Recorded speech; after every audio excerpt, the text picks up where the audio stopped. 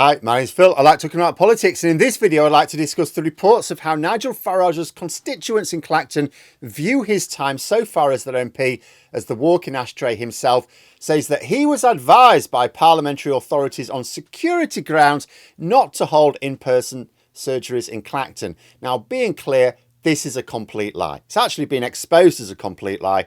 But, you know, as always, if you have to tell such a lie about something, it means you know you're not doing the right thing. But first, if you'd like to be kept informed on political commentary, please hit the subscribe button. So, there's been a bit of reporting on Nigel Farage's allergic reaction to visiting his constituents. 10 weeks since his election as MP for Clacton, residents are still unable to get hold of him. Now, although there are no hard and fast rules about what MPs have to do, they are expected to hold in-person surgeries for constituents that need help and make sure that responses via email or letter at least can be made by constituency office staff. Now, I will point out there have been other MPs in the past, and there still will be now, that don't do this or don't do it very well. Nigel Farage will not be alone in this. But of course, Nigel Farage claims to be a man of the people. So let's see how he responds to the people. Now, I will be fair here and say a brand new MP will, of course, take time to get a constituency office set up.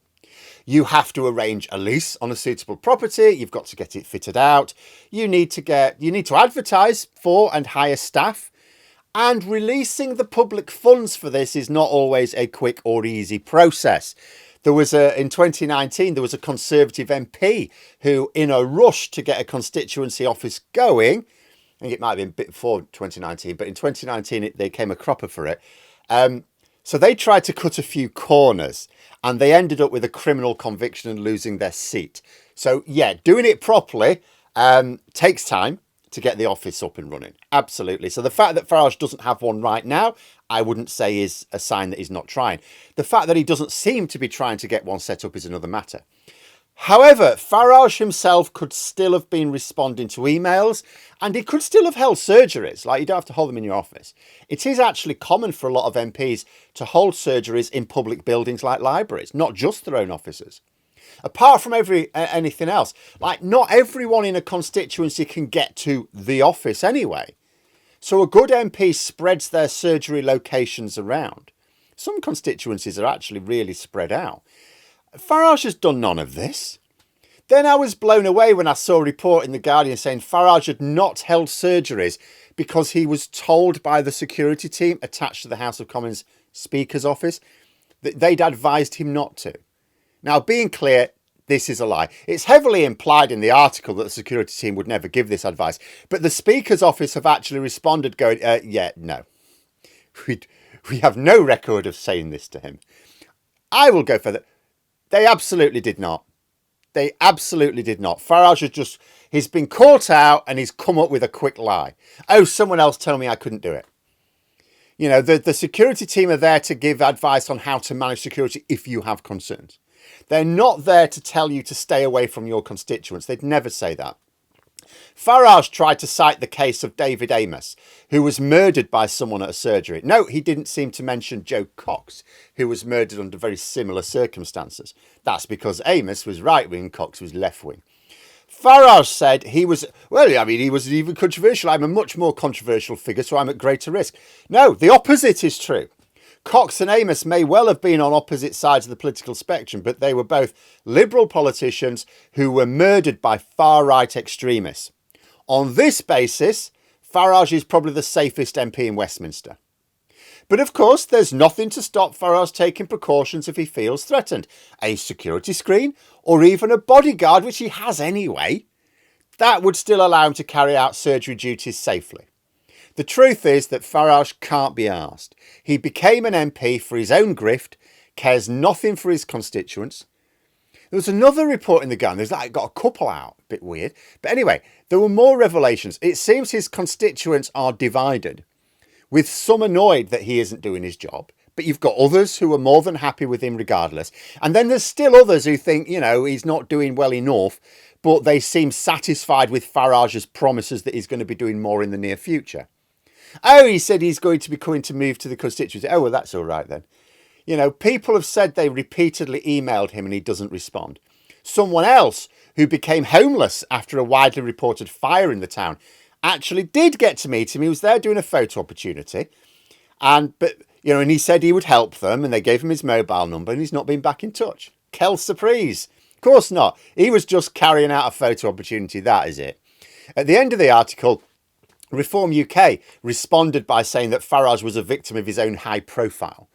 You can't get through his constituency because all these people have heard of him. They've actually heard of their MP now, as if no famous people had ever been MPs. The implication being, he's obviously swamped by lots of correspondence that just because he's famous. I note they didn't say how many constituents had attempted to get in touch with him, so we can compare with other MPs' caseloads. But I will still call this out as bullshit. Farage is not the first famous person to become an MP. Won't be the last. Glenda Jackson, she was an Oscar-winning actress, for goodness sake. She was on Morecambe and Wise. She did her constituency work.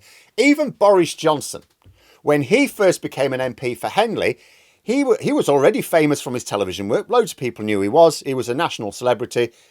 He still did his surgeries.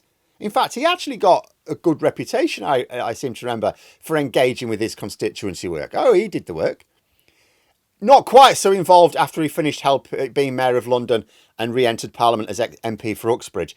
But, he was very quickly a cabinet minister and then Prime Minister for much of that period. So, as long as his office were responding to requests, that's more understandable.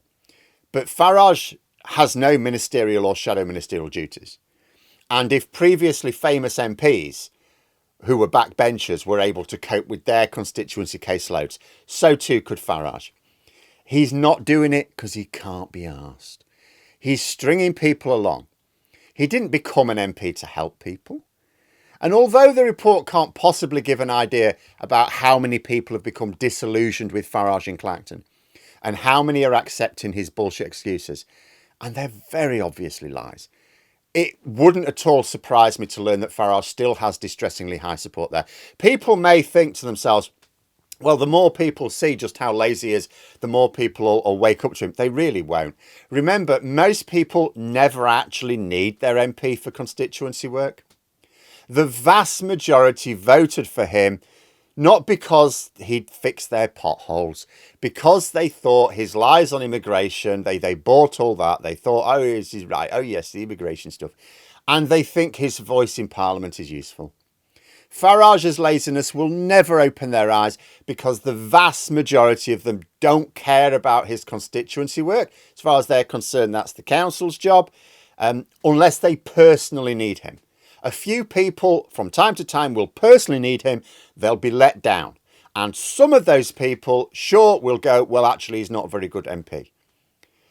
But that's a very small number of people. So as I think I've said before, if anyone hopes that Farage slips up in a big way and ends up being recalled from Parliament for breaking rules, you're going to have to accept that what will actually happen is he'll just win his by-election and actually he'll embellish his own reputation in the process because he will claim, the establishment threw me out of Parliament and then the people threw me straight back in again. So actually, no, we don't want him being recalled from Parliament because it will actually just boost his reputation. As an anti-establishment figure, we probably just have to accept that Farage is a fixture for now and look towards the government fixing broken infrastructure to the point where Reform UK's message nationwide starts to fall down. But there will always be pockets that hold these particular views, and Farage chose the most concentrated pocket of views that he based his grift on in the first place. Reform UK claim that their aim is to make Nigel Farage the Prime Minister after the next election. My hope is that he is the only Reform UK MP left in Parliament. That would be victory enough. But of course, it is possible that if Farage continues to ignore his constituents, that it's not waking up Farage's supporters to his laziness. But if enough people who couldn't be asked to vote in the election this year, if enough people see that they are being let down by having an MP who doesn't care about them, maybe there would be a local group that gets together and forms a campaign against him. Maybe he could be wiped out in 5 years. But there we are. Those are my thoughts. Let me know yours in the comments below. If you enjoyed the video, please click the like button and subscribe as well. And if you'd like to support the channel further, you can join for memberships. Thank you for watching, and until next time, I'll see you later.